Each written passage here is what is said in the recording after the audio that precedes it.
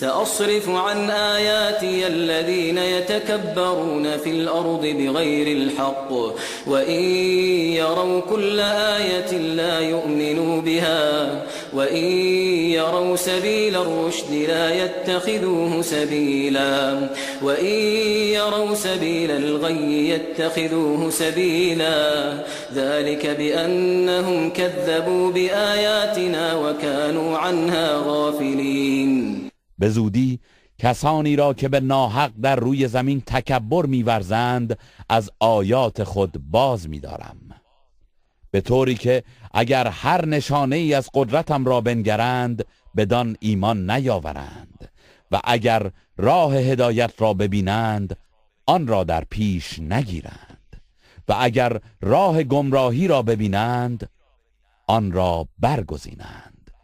این بدان خاطر است که آیات ما را تکذیب کردند و از آن غافل بودند.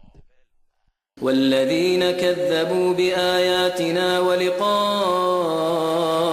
الآخرة حبطت أعمالهم هل يجزون إلا ما كانوا يعملون.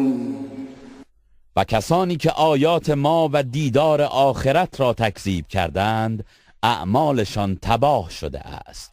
آیا جز در برابر آنچه می کردند کیفر می بینند؟